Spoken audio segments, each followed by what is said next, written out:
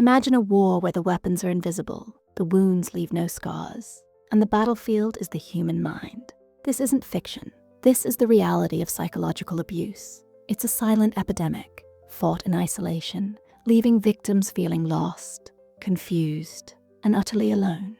Today, we're going to pull back the curtain on 6 of these silent battles. 6 struggles that those enduring psychological abuse face every single day, often without anyone else ever knowing. If you've ever felt like you're fighting an unseen enemy, or if you're trying to understand someone who is, this video is for you. Number 1, the erosion of self-trust. One of the most insidious effects of psychological abuse is the systematic destruction of a person's ability to trust their own perceptions, feelings, and memories. The abuser constantly gaslights their victim, making them question reality itself. That never happened, they'll say, even when it clearly did. You're too sensitive when the reaction is perfectly normal. You're imagining things when the evidence is right there. Over time, this relentless assault on a person's judgment chips away at their confidence. They start to believe the abuser's version of events, no matter how distorted.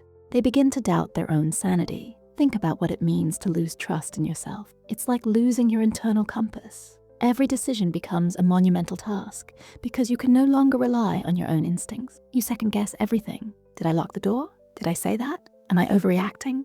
This constant internal questioning creates a state of perpetual anxiety. Victims of psychological abuse often describe feeling like they're walking on eggshells, not just around their abuser, but within their own minds. They become dependent on the abuser's truth because their own truth has been declared unreliable, even by themselves. This battle is fought in the quiet chambers of one's own thoughts, a relentless whisper that tells them they are wrong, flawed, and incapable of discerning reality. It isolates them further, because how can you explain to someone that you no longer trust your own memory or judgment? Number 2, the weight of invisible wounds. Unlike physical abuse, psychological abuse leaves no visible bruises, no broken bones. The wounds are internal, etched into the psyche, and this makes them incredibly difficult to explain, both to others and sometimes even to oneself. How do you show someone the constant anxiety that churns in your stomach? How do you demonstrate the feeling of walking on eggshells, perpetually anticipating the next verbal attack or manipulative move? How do you articulate the crushing weight of constantly feeling worthless and inadequate? Because these wounds are unseen, victims often feel tremendous pressure to pretend everything is fine. They fear that if they try to explain, they won't be believed. Or worse, they'll be judged. Why don't you just leave? Is a common, yet deeply unhelpful question directed at victims. It minimizes the complex web of manipulation, control, and fear that binds them. The invisible nature of the suffering means that victims often suffer in silence, their pain unacknowledged, and therefore unvalidated. This silence amplifies their isolation. They carry a heavy burden that no one can see, making the journey to healing incredibly lonely. It's a profound battle where the agony is real, but the evidence is lacking, making it a struggle not just against the abuser, but against a world that struggles to understand what it cannot witness. Number 3, the paralysis of fear and guilt. Psychological abuse thrives on fear and guilt. Abusers are masters at instilling both. The fear isn't always of physical harm. It's often a fear of retaliation, of being shamed, exposed, or abandoned. The abuser might threaten to reveal secrets, turn friends and family against the victim, or destroy their reputation or financial stability. This constant threat creates a paralyzing fear that keeps the victim trapped. They become hesitant to speak out, to seek help, or even to express their own opinions for fear of the abuser's reaction. Alongside fear, guilt is weaponized. The abuser skillfully twists situations to make the victim feel responsible for the abuser's actions, emotions, or misfortunes. If you didn't do X, I wouldn't have to do Y. You make me act this way. The victim internalizes this blame, feeling responsible for the abuser's anger, their unhappiness, or the instability of the relationship. This manufactured guilt becomes a heavy chain, binding them to the abuser.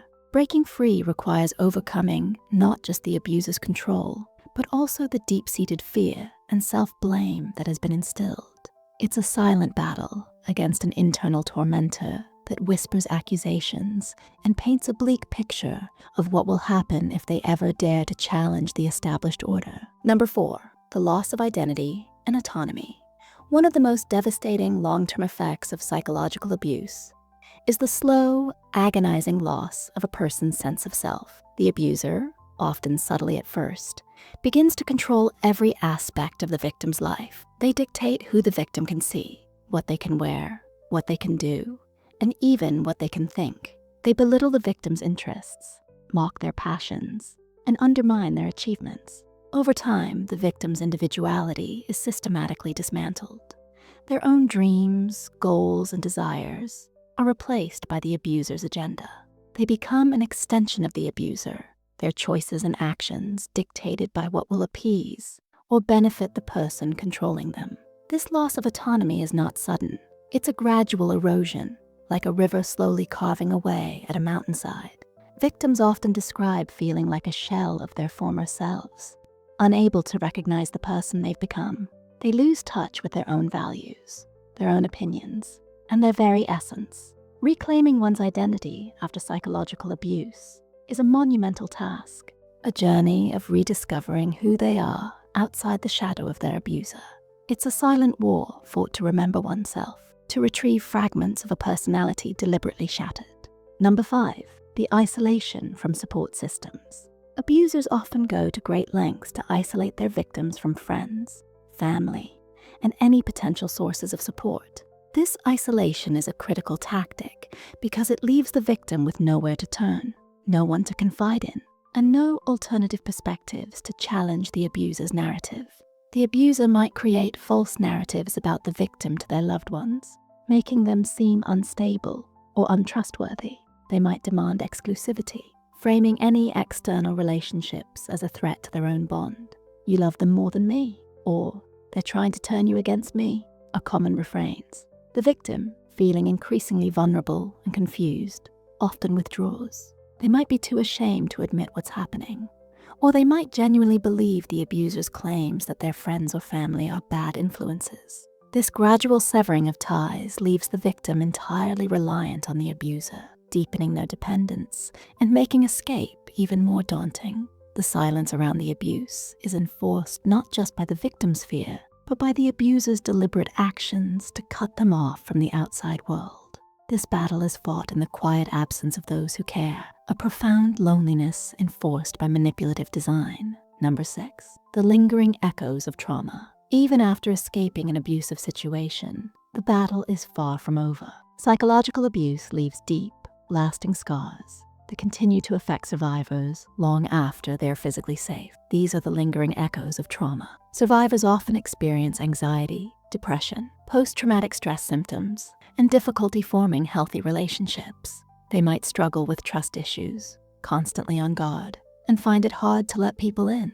The abuser's voice, internalized through years of manipulation, can continue to echo in their minds, perpetuating self-doubt and criticism. Flashbacks, nightmares, and heightened sensitivity to perceived threats are common. Relearning how to trust, how to set boundaries, and how to advocate for oneself is a long and arduous process. The journey to healing involves not just understanding what happened, but actively dismantling the negative beliefs instilled by the abuser and rebuilding a healthy sense of self. This final battle is a testament to the enduring strength of the human spirit, a fight for peace and self-acceptance against the persistent shadows of the past. It's about finding one's voice again after years of being silenced and learning to love and trust the person staring back in the mirror. These 6 silent battles are just a glimpse into the complex and devastating reality of psychological abuse. If anything we've discussed today resonated with you, or if you recognize these patterns in someone you know,